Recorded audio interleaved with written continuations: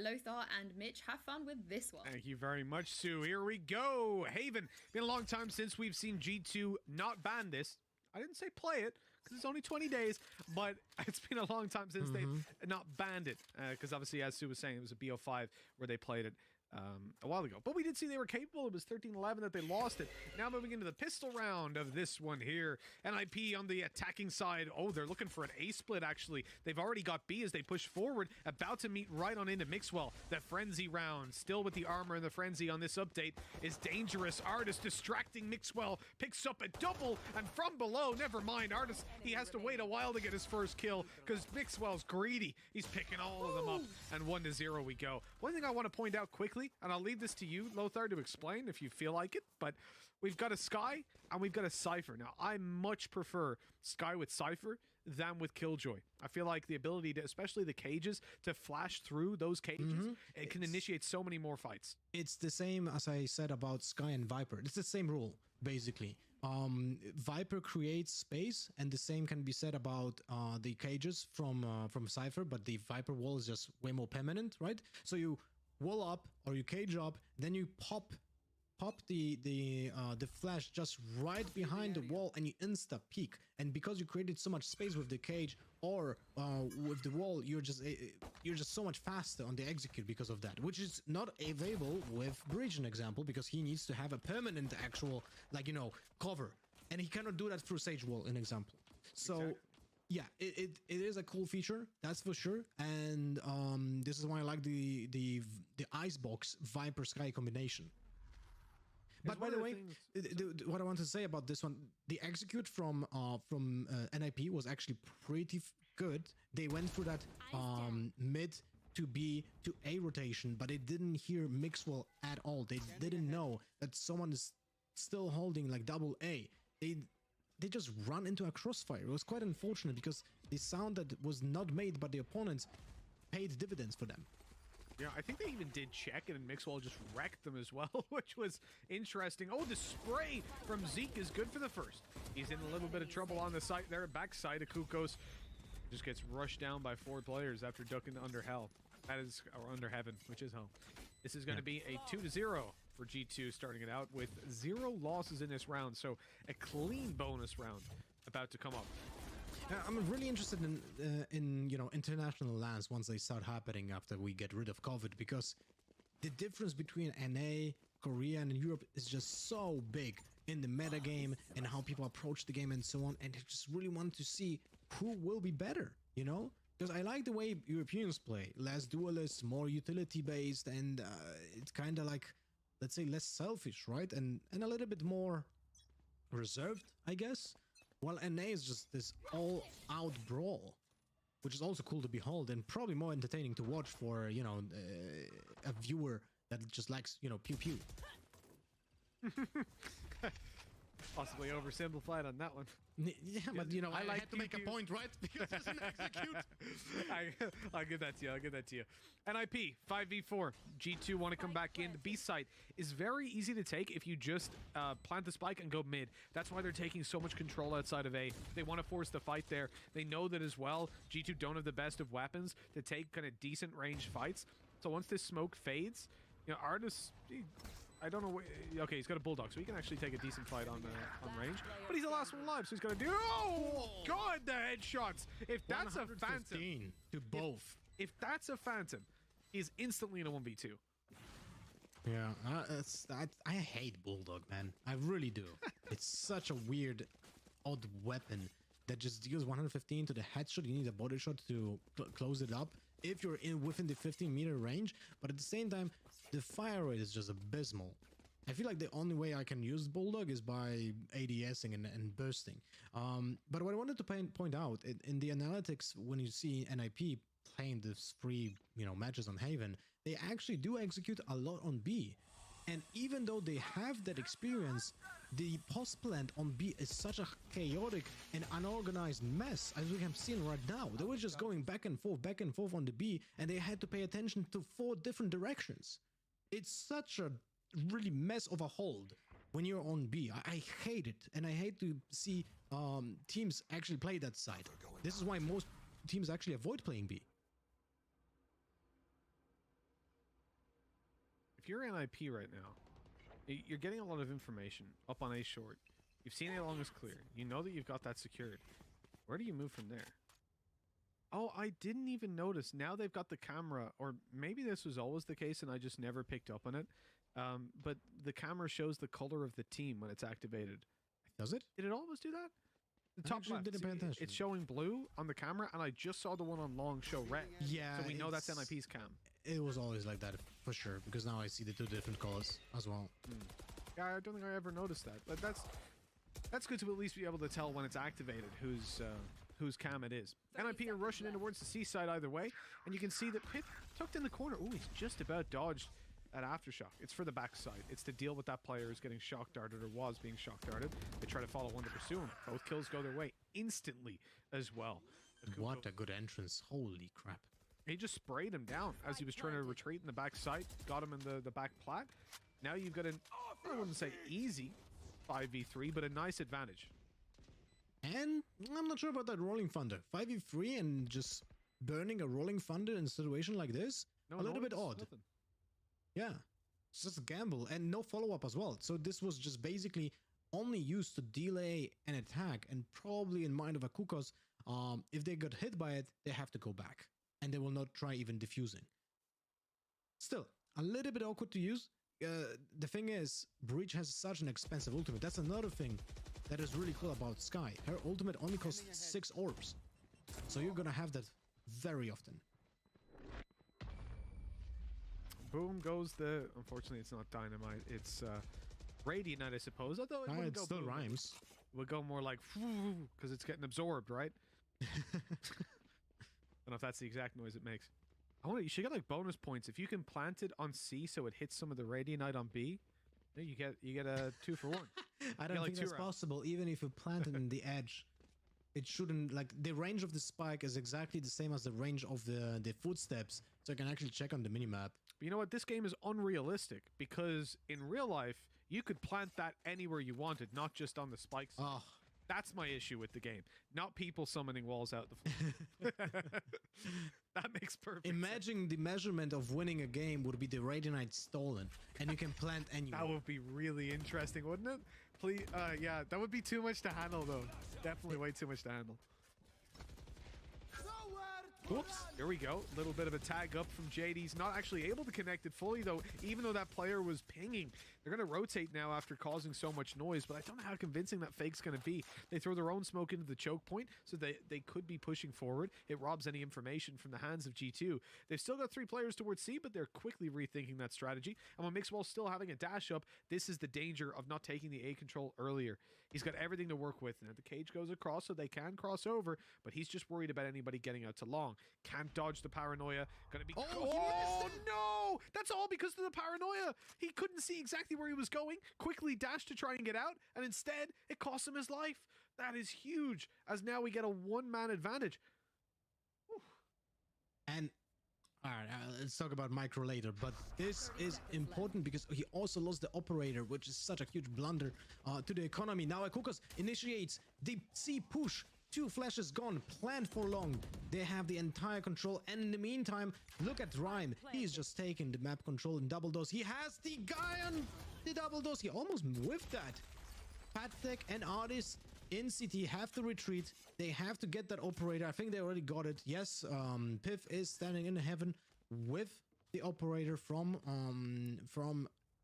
Mixwell's body. So they saved that 5k. Now they have to save again. 3-2 basically for NIP. It was a couple of warning shots fired off before he finally took the kill. You know, I respect it. Code of engagement. Don't step any closer. I will shoot. All right. I warned you, bro. But the rest of the team heeds the warning, and they go fleeing to the A side to save the weapons, as you said. That operator, very valuable. And that's one of the problems as well. You can't go for... Well, you can. No one's stopping you. But a lot of the time, you're going to see teams go to save that operator instead of going for like a 3v4 or 3v5. 3v5 more specifically. Those odds are stacked against you anyways. And in those situations, okay, maybe you would have saved anyways, but a lot of the time, it's the operator that ticks it over. So the responsibility to not die is definitely there a little bit more. You know, it's that typical call like, don't die. Oh, my bad, bro. I was going to just jump out, you know? I'll just You know not die. what's funny is that Mixwell could have actually just strafe dash, right? He doesn't have to turn. You can just press D and dash in that direction with the key, which probably would save him. Zeke with the greedy push for the orb didn't pay off, and now they lose a gun to that. This is not looking good for G2. Artist knows that there's someone on A short, pushes them out with the shock dart. They regain the control of A, but they have no idea what is happening on A long. A drone is pushing A short. No one is being tagged. A counter drone gets the info from A short. There is a Sova lurking around. Without the tag, he destroys it. So in the meantime, look at that. C control being given, and Pip dies. Against Chihuahua, the Cypher versus Cypher battle allows them to get the control of C, and everything falls like a domino. Super important that Sova walked back there. If he doesn't step back up through short, they instantly rotate when they see nobody's there. He actually, I don't think he wanted to lurk at all, but as soon as they heard the drone, you're like, okay, I have to go destroy this or I'm in trouble. And he doesn't go stampeding forward because maybe there's a player pushing with the drone or something, but that keeps them locked in position. And in this spot where, again, they're like, I guess we'll save in the 3v5 because they've once more lost so much already that they need the money. And so this is one of these situations where you're really kicking yourself. Being sold a fake like that after already having to save, it feels like you haven't even played the round, right? At least to two of these players, because I'm pretty sure it's Artis and Patatek that saved in the previous round. You got to start to get fed up pretty quickly. Like, yeah, this is affecting morale for sure. Like, you effectively not playing the game. It's like playing Magic and not getting lands. If you know the reference. I have no idea. Oh, never mind. Actually, never mind. It's kind of like the no, it's not the same. I was gonna say in Yu-Gi-Oh! When you used to put the thing down that like turned it into the Dark Realm or whatever. Never played Yu-Gi-Oh! Very different. Okay, well, we're both just talking gibberish to each other then. Cool. I played almost every single card game on the planet apart from Yu-Gi-Oh! Oh my god! Don't tell me you played like, I don't know if it was just a trading card. I don't know if it was a game or just trading cards. Was Pokemon a game? Oh, what? Get out! I don't know. I had like get 5 out, bro. Pokemon Get cards, out. Get so out. I was like, nah. That's all right. Anyway, Recon Arrow on A lobby. They gets destroyed immediately. A push with the Boombot gets the damage done, I think. Well, either way, drone's going forward to spot out these players. 1-2 spotted straight away, so there's some good information to play off of, and you can see NIP immediately want to start moving back towards the spawn. There's still lots of players in position, though, over on the G2 side and over on the C and B side. Look at this. Oh, up on top as well. It's a nasty little angle that we didn't see Patatek get Chihuahua from, but we saw the prelude to it.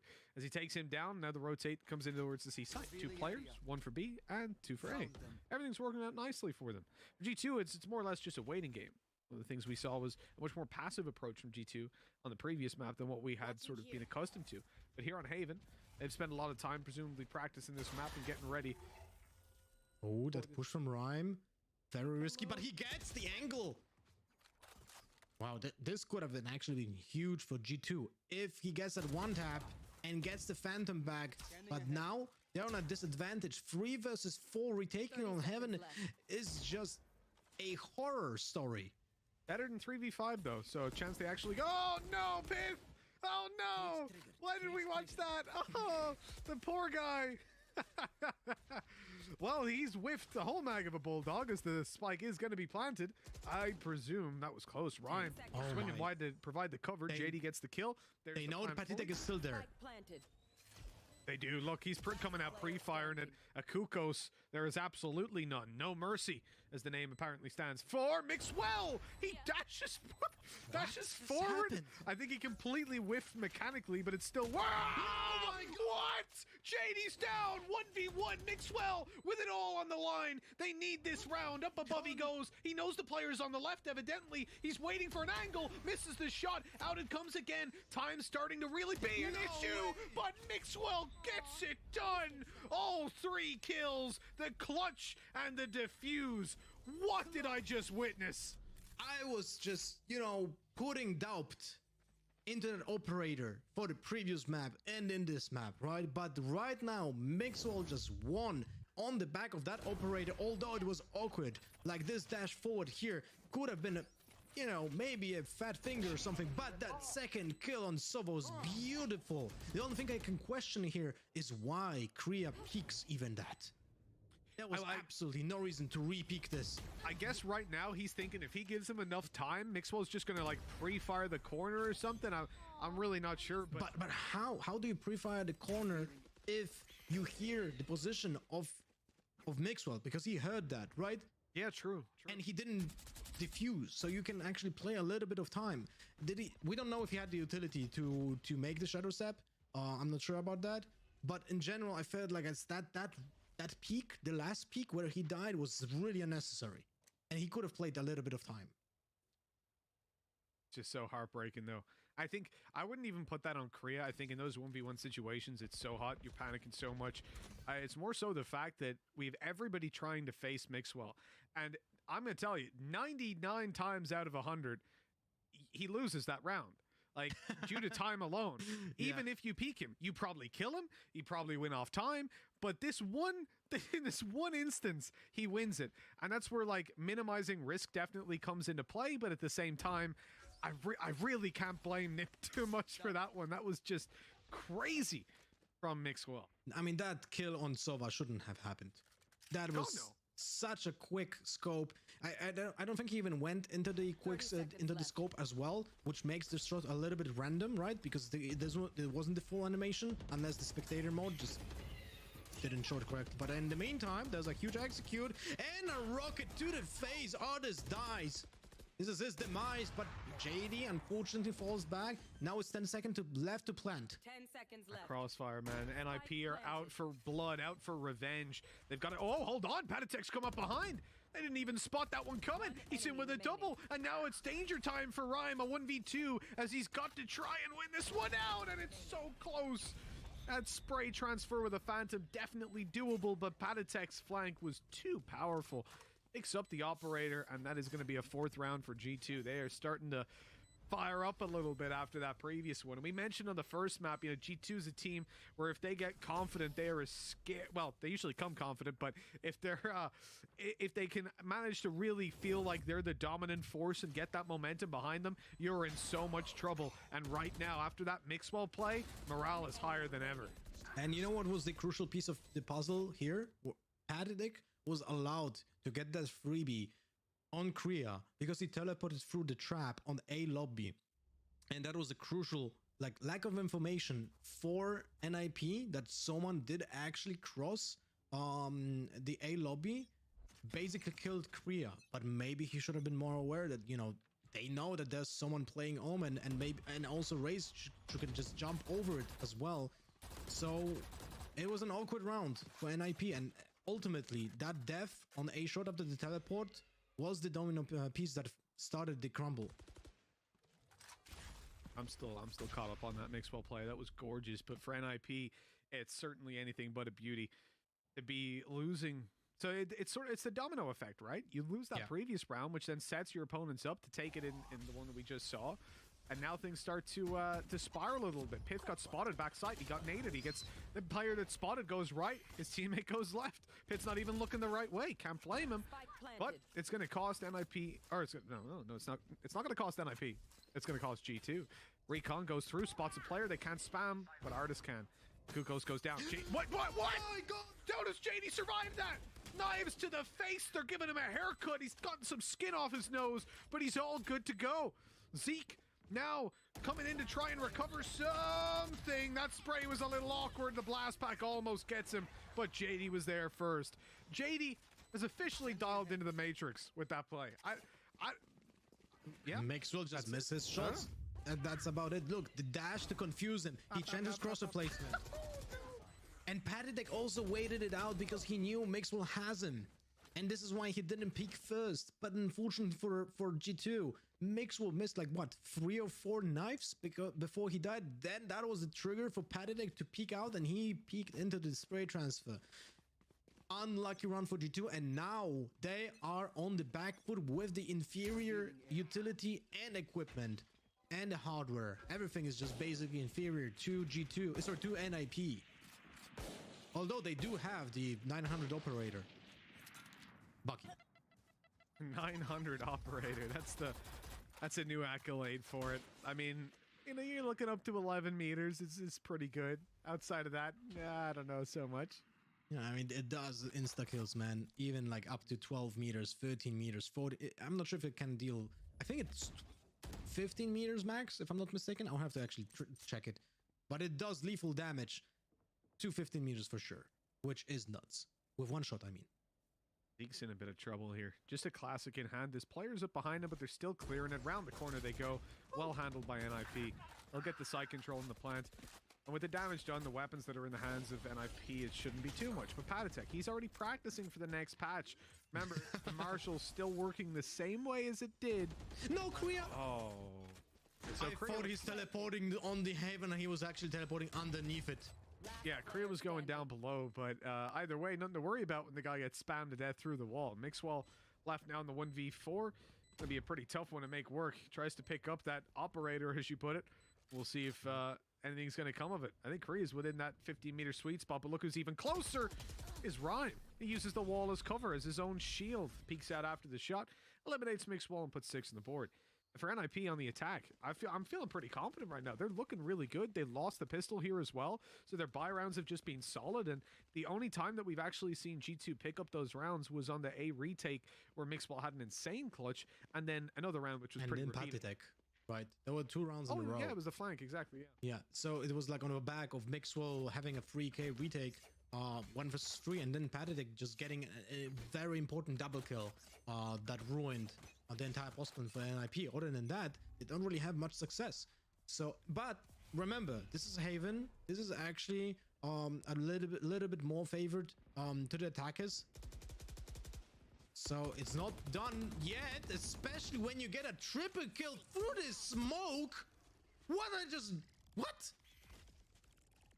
It's one of those things. One of those things, isn't it? For Mixwell at the moment, just trying to hold down C long seems like a pretty easy task. I mean, Zeke and Mixwell just stomping NIP through the smoke. But look at the lineup. Look at the minimap. 3 X's next to each other, like in a almost perfect line. Almost a line, yeah. It's like, especially when you're playing, like, you'll see it a lot with the Phantom. You're just spraying down on range. Like with the Vandal, it can be hard to connect it consistently, but the rate of fire of the Phantom, you got 2 of you spraying as well. Nice and easy. This is a bit of a turnaround, though, isn't it? Mixwell comes up behind to close it out, luckily. Otherwise, that could have gotten out of hand pretty quickly. Yeah, we were not prepared for the push on from double doors, because that would have been awkward. So Mixwell clutching, right? We're talking buy rounds here. Mixwell making an impossible 1v3 clutch. Patatek catching them off guard with a flank, and this triple spray down that I don't think I can explain. Those are 3 rounds that we've had for G2 in buy rounds. Those are the only 3 they've won, and then they've got the pistol on the follow up, where it was an eco. At the moment, technically, their defensive side isn't actually that strong, but they're very close to equalizing it up and still setting themselves up with a pretty good result in the half. Exactly, which is a good point, because G2 typically is better on attack, historically speaking, on almost every single map. So this is important. If they get the last round, this is the crucial, most important round for them. They have to go bit by bit. Here comes the party, or the showstopper, looking for some victims. But now he's being spotted already. He actually shot the rocket. Yeah, he shot instantly towards the spawn. They just ran away as soon as they spotted him with the drone. Look at the minimap right now. C is completely open, but from double doors, of course, right? But NIP doesn't know that, and they already put their forces into A short. They tried to move towards it. Now the drone sells them out, although G2 still doesn't know if someone is thinking mid control. They have control of long C, but now they're stacking also towards A. There's a huge execute. Mixwell gets the first kill, gets traded by Korea. Plant goes down. Never mind. Shock dart again. The TP. Oh, wait. Wait. So he's gone into hell. The shock dart came through and killed Rhyme, who didn't even have the spike. The idea was to kill the spike planter. Oh, if they went for it, the spike is currently in hell. Sat down below, waiting, but now has to cross back over. Has Shadow Step, but he needs to take a fight, and this is dangerous, but Chihuahua in with a double. Huge work being done by the young Russian, as now they can get that spike down with the Shadow Step, safe as can be. They're going to spot both of these players, so there's no need to walk around. And in fact, you see a little bit of a fake?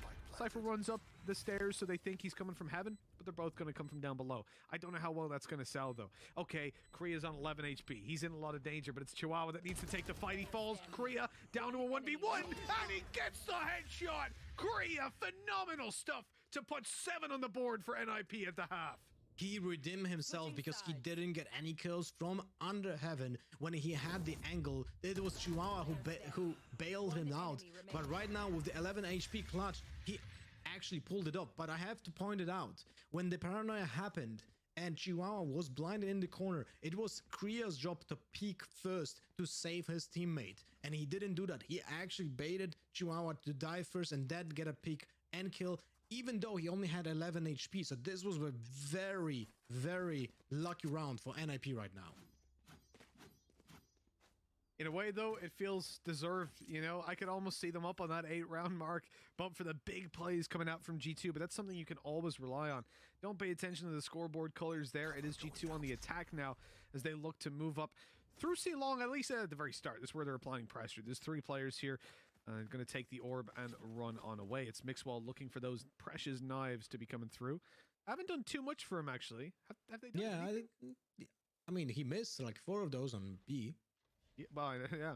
Other than that, I don't really think it's done anything for him. So for G2, it seems peculiar to put the old charge on him, but fair enough.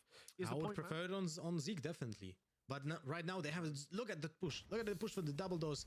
Cool combination of smokes and the Skyhawk to get control of B. Now they're just wandering on the map.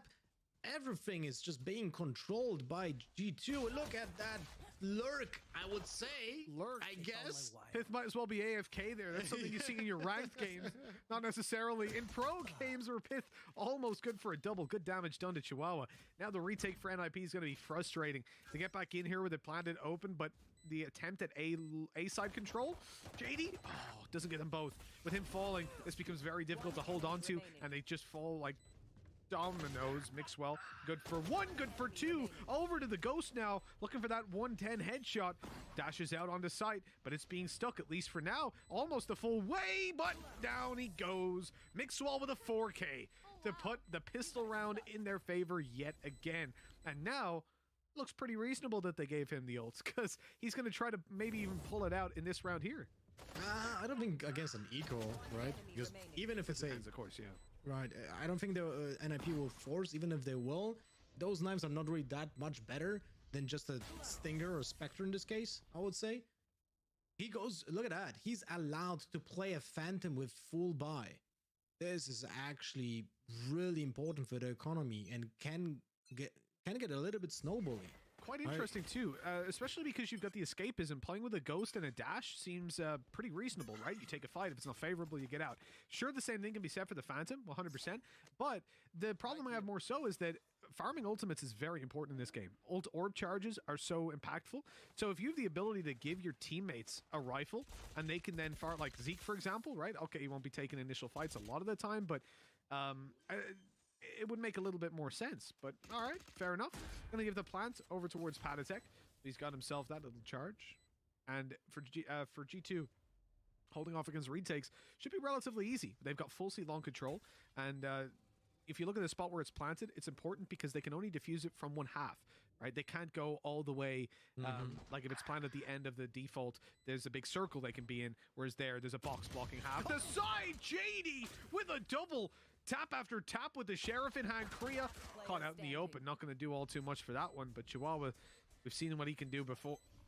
Why are they so far away? He could get that halfway if he wanted to. If he actually did get that kill on Patatek and had that half, he would have won that, but none of those things happened. Anyway, what I wanted to say though, I think I see a small change in Mixwell's approach to the game.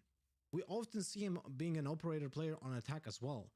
But it seems like here on Haven, we might actually witness Mixwell, who is being the initiator, because he's the only duelist in the team right now. If he's going to be playing operator, he can't really open up space on any of the sides.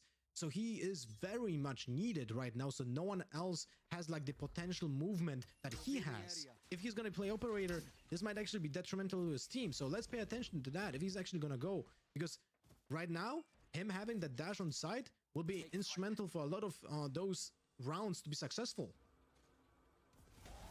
Flash blinds Artis, manages to get a tag off with that, but it won't deal too much other than seeing where he goes to. 3 players now on the C site, soon to be 4. NIP stacking up pretty heavily.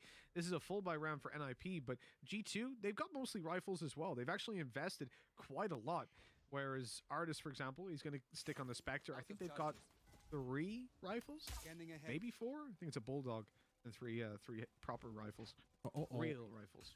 Dashing out of there. This is important. They know not just that it's not being stoked, but they know the players are not on the site. So presumably they're in that corner. It gets fault line, stunned, keep them in position. Mixwell's isolated. He has got cover for fallback, but he can't really get out of there safely. It's a risk, but he goes for it and falls back to double doors. Or even further, as this is looking like it's going to be just a full commitment towards C long versus a full buy and versus players stacked up here. That's going to be pretty tough to manage. Korea just pops down the smoke. Paranoia is in effect. It blinds Rhyme, but here's Korea's opportunity. He gets spotted on backside. They're not switching targets. They're not firing at him. Rhyme and JD come in, though, to save the day, so it doesn't matter. I'm really curious. They tagged Korea, but I think they were all so distracted with trying to finish off Rhyme that they didn't notice even that he was. I'm actually a little bit confused, because if I do something like that in ranked, I die immediately. Like, you are always getting tagged. You actually don't have the upper hand. You want to shoot through your smoke. You have no info why your opponents exactly know where you are. So he was bailed out by, I guess, positioning of Rhyme on the right side of the site, because he had the first contact, and because of that they were all focused on him, I guess. But not destroying that recon arrow, I felt was a little bit awkward and probably was a mistake. Could have cost them big time. I agree 100%. Oh, Mixwell, hello. Those are the knives you mentioned, right? Exactly. And they can afford a decent investment because of those knives and because he's got that free economy.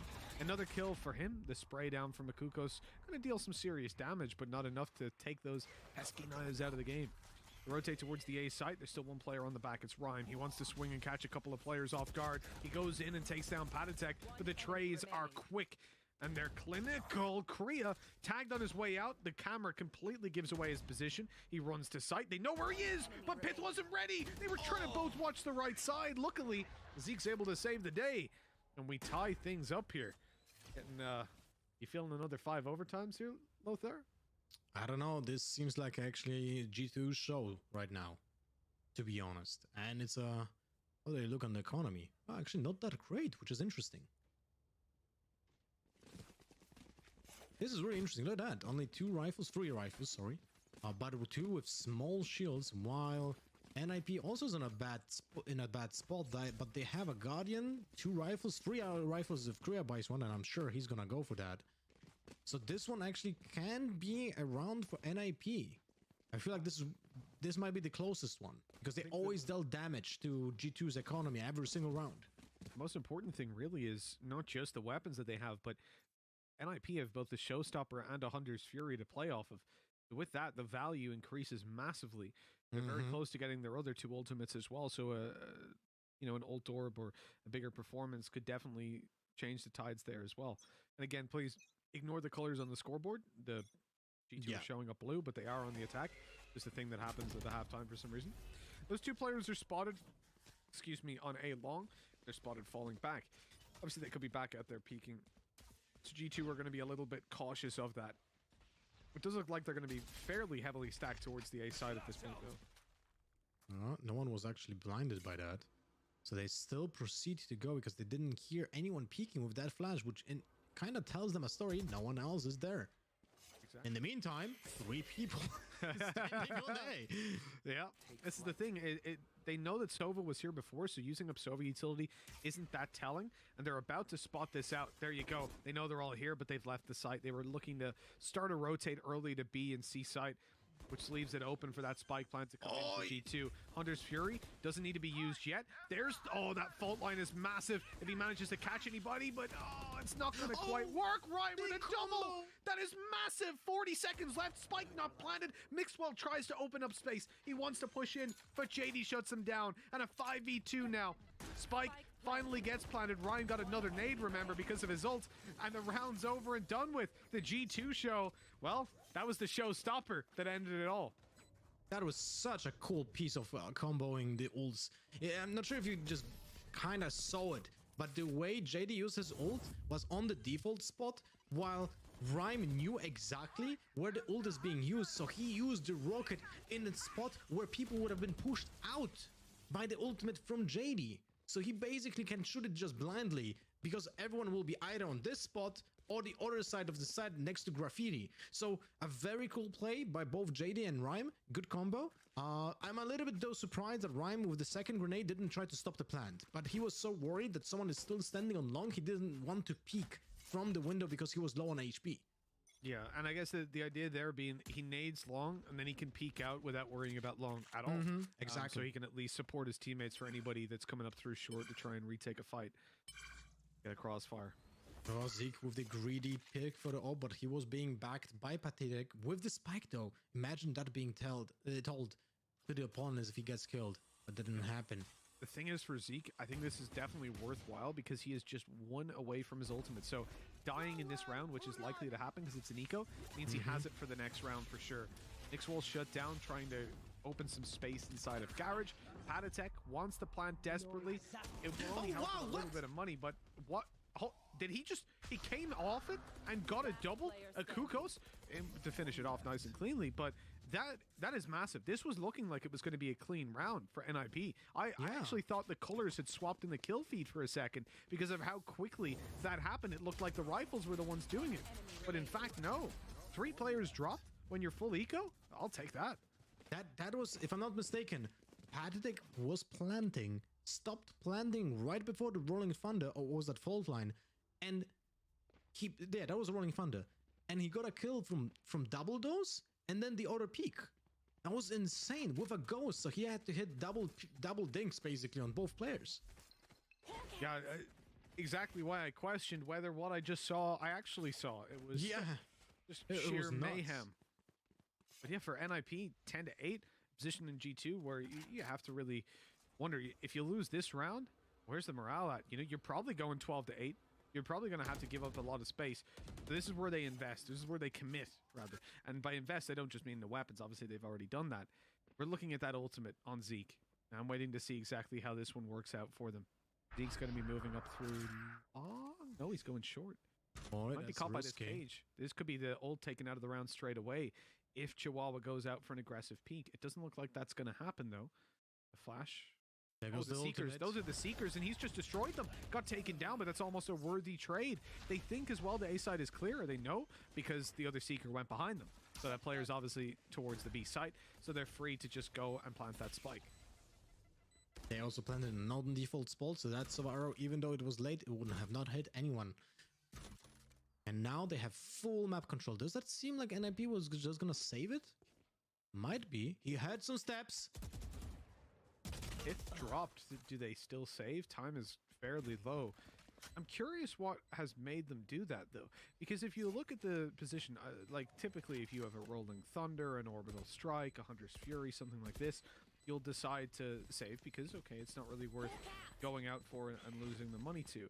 But with 4 rifles still in play, they decide to completely concede a 4v5, and I guess it says something about their confidence in retaking A, but also just how important this round was. If they lost this, then G2 are back tied 10-10, but the fact that they've saved the weapons means they can at least give this one a good shot. Yeah, I feel like might have been the main reason to not go for that retake because JD was out of his recon arrow. And maybe because of that they didn't have like the time, you know, to go for a specific retake that they have always planned. Kind of hard to say. It's a little bit baffling, to be honest, because not even that, they would have gone for some exit kills even when not trying for a retake. Would have been very important to destroy G2's economy, which was already bad. And now they didn't do that. I would have to go back to this round and try to analyze it. Yeah, there must be something. There must be something we're missing. For sure. That call coming through. Either way, NIP have decided to go for the save and carry the weapons forward. They've bought up another weapon, and now they're defending, or rather attacking, because look at mid. They've pushed right down, and unbeknownst to their enemies, they are already tucked up close as we witness Rhyme.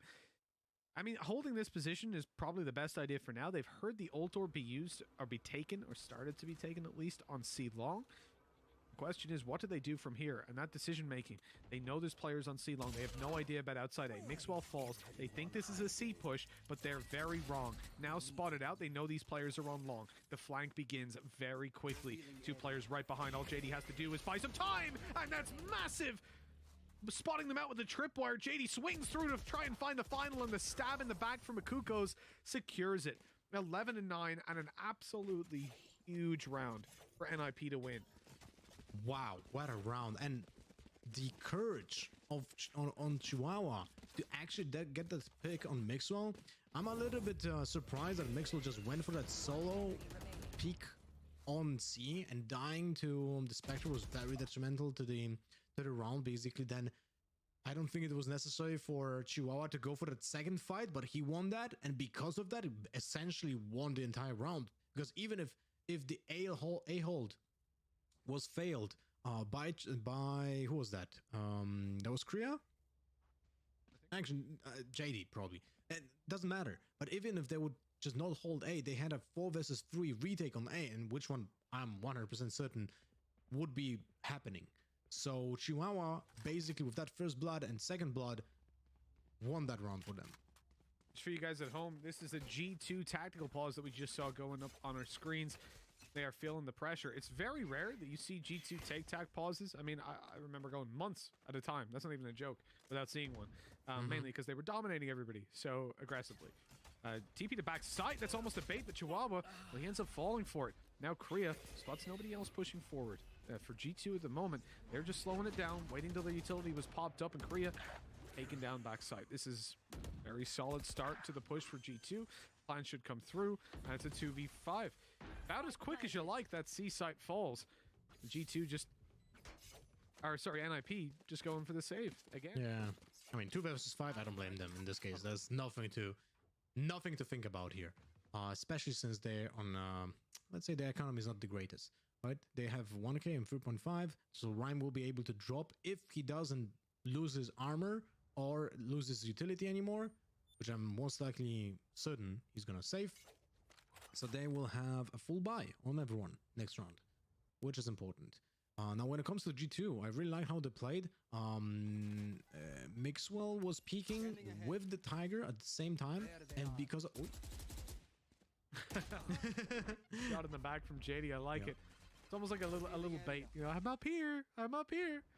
Yeah, but what I want to point out is Mixwell really timed it well to peek with that Tiger when his opponent was busy shooting it instead of holding the angle. And by the way, that was a mistake of, I think it was Korea. No, that wasn't Korea. Someone else from NIP that was holding that angle, because the Tiger doesn't even see him from that range. You don't have to shoot it unless you want to help out a teammate that was holding a close angle, but there was no one there. So he would have just ignored it, and because of that, Sky was still kind of useless because she doesn't gain anything from that, while he would have a fight against Mixwell peeking without knowing where anyone is. This is looking like it's going to be a C-long take. We'll see what they do for G2. Actually just dashing out quite quickly. Chihuahua's caught trying to take his cage back, and look at our tripwire, excuse me, activating up the cages as Mixwell falls. Now the spam through, not landing anything really. Op shot misses. Shock dart through, connects to its target, true as can be. Chihuahua in with another NIP. Hello, 5v2. This is a very quick, very swift turnaround by NIP. Previously, that C-long push completely destroyed them, and this time, very different story. And particularly only on 11 HP, this is gonna be a tough round. But G2 has to try it, right? There's no other way. They cannot just give away a match point without a fight. Match and series point, absolutely. You don't want to just concede that over. You want to make sure you can at least win this, but huge individual play is needed, and it's just not going to happen as Rhyme shuts down one Pith. Oh, that's terrible. The tag in at just the wrong time. Rhyme knew exactly where to look, and Pith hadn't got a clue. 12-10. 2 chances to close this one out. Again, ignore the scoreboard colors. It is NIP on the attack. It's on the defense. Whoa. G2 on the attack. 20 kills under his this belt. is really confusing. Please, Riot, fix this. Yeah, we need that. But, hey, look. Mixwell's got his ultimate in hand. This is something that can be pretty impactful. He's gone for a Spectre because of it. I mean, he didn't have cash for anything more, but he has to buy something. Exactly. There's a reason that he's got it and not his teammate. Although, what's the draw time in a Spectre? Is it 1 second or is it 0.75? 0.75. Okay, it's the same as Stinger then. Okay. Oh, I wasn't 100% sure, so figured we'd check. SMGs are way more equipped to be dashing and like equipping a weapon. Here's the Wolf going through again. It's going to be clearing out the B site. Does it get through to the back? I'm not sure that it fully oh, kind of a jump, but they didn't jump. So they actually don't know about a Kukos right up the back. And that's an aftershock, very well placed to push Palatek right into the arms of JD, who was waiting, happy to receive a guest. Oh my word, JD! This is huge! In with a double to put them on the lead. Good damage, followed by a kill with Zeke falling. It's a 4 versus 2. Artist from the side swipe at least manages to get one. Goes for the Hunter's Fury, wants to try and push them off. That he's going to delay as long as he can, but he could be being pushed on. He knows it, even with the knife out. No steps, he's still expected. Artist needs to get in there and do something, though. It's already half diffused. Down he goes, leaving Pith all by himself. A 1v2, but a 1v3 it was, actually. But now a 1v1. That spam connects, and that's it, done and dusted. G2 are out as NIP are the second team in Europe to confirm